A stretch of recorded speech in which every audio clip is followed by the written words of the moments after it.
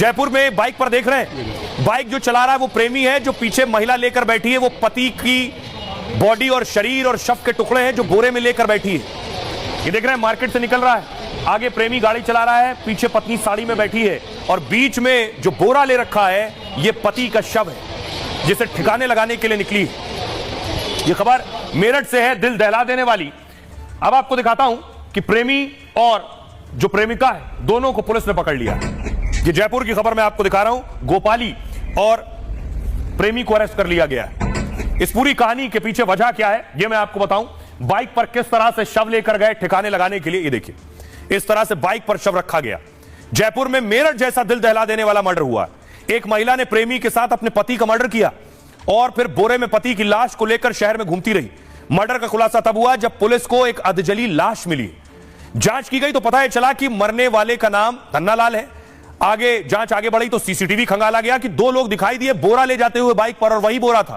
Police ने दोनों की पहचान कर गिरफ्तार किया तो राज खुला। पता चला कि धन्नालाल को मारने वाली उसकी पत्नी है। पत्नी ने प्रेमी के साथ मिलकर मारा है। 5 साल से संबंध थे प्रेमी के साथ। यह बात जब धन्नालाल को पता चली तो विवाद हो गया और पत्नी ने प्रेमी के साथ मिलकर हत्या का प्लान बना लिया। दोनों ने धन्नालाल के सिर पर लोहे के पाइप से हमला किया। जब वो जमीन पर गिर गया तो रस्सी से गला घोट दिया गया उसका। इसके बाद उसकी लाश को दोनों ने बोरे में भरा और सबूत मिटाने के लिए शव को आग के हवाले कर दिया। लेकिन सवाल यह है कि कहीं से खबर आ रही है पत्नी ने पति की हत्या कर दी और कहीं से खबर आ रही है कि पति ने खुद आत्महत्या कर ली। ये शुरू की अभी हाल फिलहाल की 3 तस्वीरें मैं आपको दिखा रहा हूं। मुजफ्फरनगर की तस्वीर है, रीवा की तस्वीर है। ये देखिए, पहले सुनिए जरा।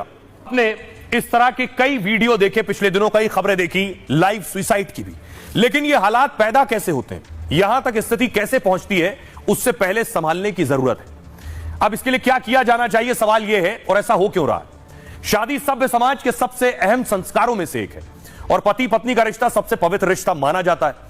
कई बार पति पत्नी के रिश्ते में खटास और दूरी बन जाती है। एक दूसरे को ना समझने या महत्वाकांक्षा में रिश्ता बिगड़ने लगता है। ऐसे में पहली कोशिश एक दूसरे को समझने की होनी चाहिए, यानी पति पत्नी रिश्ते को ठीक करने का प्रयास करें और प्रयास करना चाहिए।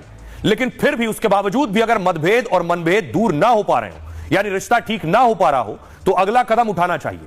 पति पत्नी को सही तरीके से रिश्ते से निकलने की कोशिश करनी चाहिए, यानी एक दूसरे से अच्छे तरीके से अलग होने की अपनी प्रक्रिया अपनानी चाहिए। पढ़े लिखे लोगों में दूरी बढ़ने पर तलाक की प्रक्रिया आम है। तलाक के बाद पति पत्नी रिश्तों से अलग होकर आगे बढ़ जाते हैं, लेकिन गांव में अक्सर, कस्बों में, छोटे शहरों में तलाक को लेकर अभी बहुत सी भ्रांतियां हैं। समाज में बहुत से लोग तलाक को अभिशाप और पाप समझते हैं और इस नजर से ही देखते हैं। अगर तलाक का फैसला महिलाएं लेती हैं तब तो इसे पाप ही मान लेते हैं। तो क्या समाज के दबाव में